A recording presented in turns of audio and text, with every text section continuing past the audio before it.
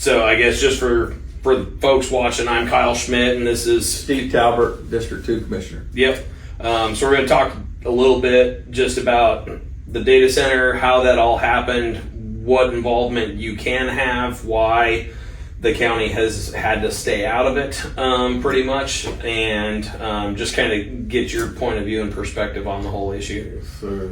So going back to the annexation, a lot of people are really curious, why can't Osage County step in? Why doesn't Osage County do something to stop it? Right. So if you could explain the county's role in that process. Yeah. On a city that is annexing property into the county, they normally will come and let us know what they're doing, but they have the right to expand their limits, and without much from us. So whenever they decide to annex property into their city limits, they can. And we don't really have a lot of say in that, just because, it's, I don't know how the statutes read on that, but I've done a lot of research on the annexation parts, and like SkyTube, they can come in and take a portion of the county to put into their city limits to add, and it's not on us. I mean, and they'll come in and they'll take the roads over, they'll, all that stuff. So it's kind of a help to the county for them to do that. In this particular situation, it's a little bit different. It is. So when the city annexes in territory, then, so once they do that, now all rezoning and land use issues then become the responsibility of the city, and the county doesn't get any more authority or say in what happens on that land. Correct. Normally we try to work together. In this situation, it didn't work that way.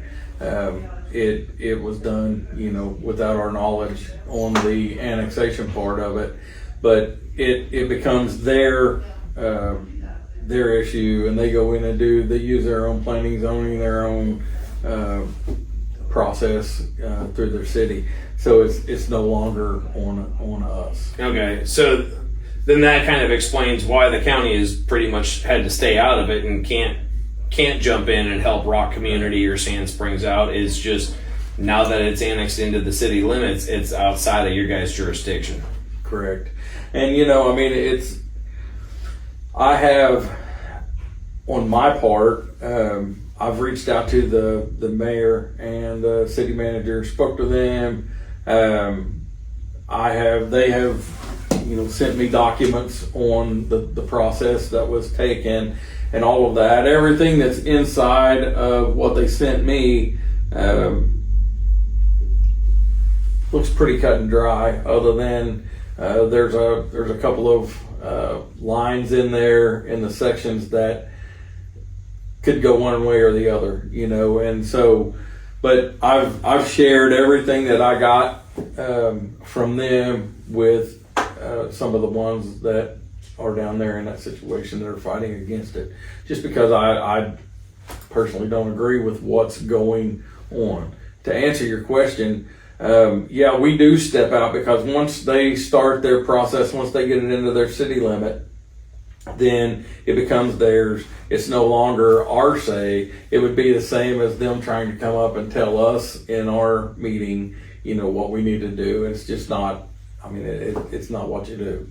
And but going back to that, I have been to some of the meetings. I've talked to the city managers and been with them, and pretty much the answers that I got, that it's basically not our call. And so I kind of stepped back. I did attend a couple of the meetings, had shoulder surgery in the middle of it, and but I did attend some of the meetings, and I have talked to them, but it's something that they, really basically told me without telling me. It's none of my business. Yeah. So, knowing now what you know as far as the data center and the information that you've heard from the meetings, if the lawsuit is successful and that land is detached from city limits and goes back into Osage County jurisdiction, a lot of people out in that area want to know, what are your thoughts on the data center? What would Osage County potentially do if that happens and now the project becomes an Osage County issue? Well, as far as my opinion, of course, you know how this works. There's 3 commissioners per county. And but my opinion is it's not good. It's not good for that area.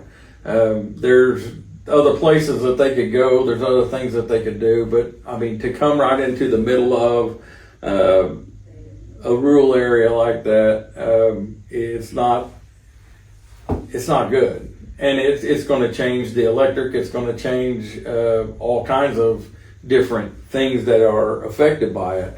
But for me, I'm not for it. 100%, I'm not for it. And I've done everything that I can up to this point, as far as, you know, for me, to let everybody know that, you know, that where I stand on it, because I'm not. For me, the people don't want it, and that's enough for me. You know, there's the majority down there that does not want it, and that's enough for me. Housing additions are a little different in my viewpoint. You know, if somebody buys some land and they want to put a housing addition in there, if it's doable, then by all means they should be able to do with their property what they want. Changing a zoning from ag to light industrial, it's a whole different issue. Bridge too far. Yeah. So going down that kind of road, what would that process look like if it gets detached from city limits and White Rose Partners and the Ringel family, they need to come to Osage for approvals now? How would they start that process? They would have to put in an application with our planning and zoning. Planning and zoning would have to have their meetings on it, and basically the same process that went in the city of Sand Springs.